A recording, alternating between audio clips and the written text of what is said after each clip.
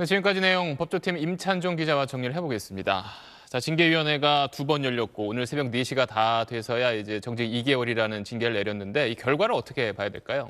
네, 근데 이번에 인정된 징계 혐의만 놓고 보면 네. 사실 정직 2개월이라는 징계 수위는 좀 이해가 어려운 측면이 있습니다. 왜 그러냐면 이제 징계위가 인정한 징계 혐의가 이제 보면은 뭐 재판부 불법 사찰, 네. 채널 A 관련 사건, 뭐 수사 방해 의혹, 뭐 감찰 방해 의혹, 그리고 정치적 중립성 위반인데요. 이거 하나하나가 추미애 장관이나 여당 의원들이 다 대단히 중요한 사안이다 이렇게 주장했던 그렇죠. 것들입니다. 그런데 이런 사안들, 이런 혐의들을 인정을 안 하면 모를까? 인정이 된다고 해놓고 처분은 정직 2개월. 이러니까 이게 조금 이해가 어려운 면이 있다는 거죠. 네. 비유를 하자면 형사재판에서 뭐 살인죄 인정된다, 방화죄 인정된다 이렇게 판단해놓고 선고 형량은 벌금형 이렇게 나오면 이거 좀 이상하지 않겠습니까? 뭐 그거와 비슷하다고 볼 수 있는데 하지만 이 징계 혐의 내용 자체가 아니라 이 법무부 입장에서 어떤 처분을 했을 때 가장 유리하냐 이런 관점에서 보면은 이 처분이 이해가 되는 측면이 있습니다. 뭐 결국에는 지금 중요한 것이 앞으로 이제 집행정지 사건 이 징계 처분의 집행정지 사건에서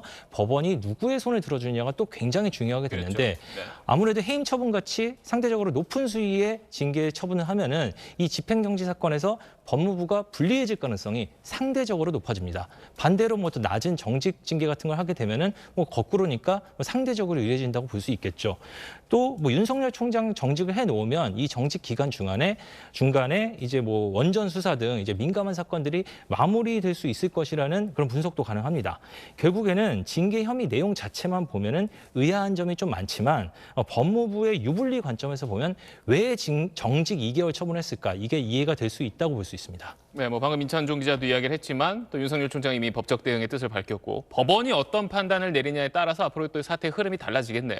네, 그렇습니다. 이 집행정지 사건의 판단 기준은 결국에는 나중에 회복할 수 없는 피해가 있는지 없는지 이겁니다. 이게 무슨 말이냐면 집행정지 사건이라는 게 일단 이 징계 처분을 취소해달라는 소송을 제기해놓고 근데 이 취소 소송은 시간이 오래 걸리니까 이 징계를 일단 집행을 정지해놓지 않으면 나중에 회복할 수 없는 피해가 생길 수 있습니다. 네. 이러면서 이걸 정지해달라 이런 사건인데 뭐 이 윤석열 총장 입장에서는 이제 정직 처분을 일단 잠정 중단해 놓지 않으면은 나중에도 이제 피해를 회복할 수 없다 이런 식의 주장을 하겠죠.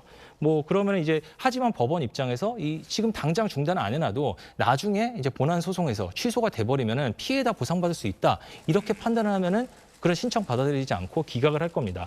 방금 말씀도 드렸지만 윤석열 총장 측은 이게 취소 소송 결과는 아무리 빨리 나와도 내년 7월에 총장 임기가 끝나기 전에 나오기 어렵다. 근데 총장 임기 끝난 다음에 정직 처분 취소돼봤자 이게 무슨 소용이 있냐. 그러니까 분명한 피해가 있다. 집행정지해달라. 이렇게 요구할 것이고요. 반대로 법무부 측은 이 정직 처분의 집행자는 조금 전 제가 했지만 대통령이지 않습니까? 네. 대통령의 인사 관련 재량권은 폭넓게 인정이 돼야 된다. 이런 논리를 내세울 걸로 보입니다. 결국에는 법원이 누구 손을 들어주냐에 따라서 윤석열 총장 징계를 둘러싼 논란이 새로운 국면을 맞이할 것으로 보입니다. 알겠습니다. 법조팀 임찬종 기자였습니다.